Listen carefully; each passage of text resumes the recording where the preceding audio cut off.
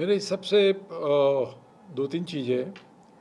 एक तो पहले फिल्में बनती थी, अभी ज़्यादा प्रोजेक्ट्स बनते हैं। पहले क्या था कि हम लोग राइटर्स एंड डायरेक्टर्स क्रिएटिव लोगों के ऊपर ज़्यादा फोकस करते थे। तो जो ओरिजिनलिटी थी पहले, वो ओरिजिनलिटी आज नहीं है। ज़बरदस्ती कोई आइटम नंबर डाल देते हैं तो मेरे ख्याल से वो पिक्चर भी बोरिंग हो जाती है और उसका ट्रैक छूट जाता है। वो मुझे लगता है कि we will have to put lot of money on writing, dialogue writer हो, स्क्रिप्ट राइटर हो, स्क्रीन प्ले राइटर हो। जब आप फिल्म में पैसा डालते हैं और आप देखते हैं बड़ी बड़ी फिल्में फ्लॉप हो रही हैं, क्या कारण समझते हैं सर, क्यों ऐसा हो रहा है? मेरे हिसाब से दो तीन चीज़ें। एक तो पहले फिल्में बनती थी, अभी ज़्यादा प्रोजेक्ट्स बनते हैं। पहले क्या था कि हम लोग राइटर्स एंड डायरेक्टर्स क्रिएटिव लोगों के ऊपर ज़्यादा फोकस करते थे। एक ज़माना आपने देखा होगा कि सलीम जावेद साहब के नाम पे फिल्म बिकती थी। करेक्ट। आज शायद आपको लास्ट 5 साल में कोई बड़ा राइटर की फिल्म बिकी ऐसा पता नहीं चलेगा। So I think it's very important कि हम फोकस करें कि बॉक्स ऑफिस पे कैसी रहेगी फिल्म, रादर देन आज क्या हो रहा है कि भाई ये मैं फिल्म बना रहा हूँ तो उसका मुझे OTT स्ट्रीमिंग राइट इतना मिलेगा, सेटेलाइट राइट इतना मिलेगा और म्यूज़िक राइट इतना मिलेगा, ओवरसीज़ राइट्स इतने मिलेंगे। तो उस हिसाब से कैलकुलेशन होता है, लास्ट में बॉक्स ऑफिस गिना जाता है। एक ज़माना ये था 80s में 90s में, और कोई कोलेट्रल बिजनेस होता ही नहीं था। Box office was the only business. So दर्शकों को ध्यान में रखते हुए कि वो टिकट लेके सिनेमा हॉल में आएंगे कि नहीं, वो ध्यान में रखते हुए ही फिल्में लिखी जाती थी और बनाई जाती थी। आज अनफॉर्चुनेटली ये नहीं हो रहा है, क्योंकि OTT की मानसिकता अलग है, सेटेलाइट की मानसिकता अलग है, ओवरसीज़ वाले अलग है। म्यूज़िक का ज़्यादा राइट पैसा लेने के लिए मैं ज़बरदस्ती कुछ म्यूज़िक डाल रहा हूँ। तो मेरे ख्याल से ये सब एक बड़ा इशू है। दूसरा इशू मुझे लगता है कि we have completely become like inspired industry.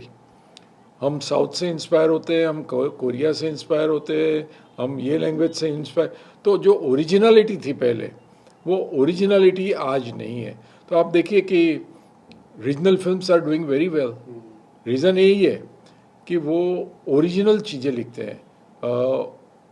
उनके राइटर्स पे वो ज़्यादा पैसा खर्चा करते हैं अगर परसेंटेज वाइज देखें तो मुझे लगता है कि बट डेफिनेटली ये एक समय चल रहा है and definitely will go back to blackboard and हम फिर से वही अच्छी फिल्म बनाने का शुरू करेंगे।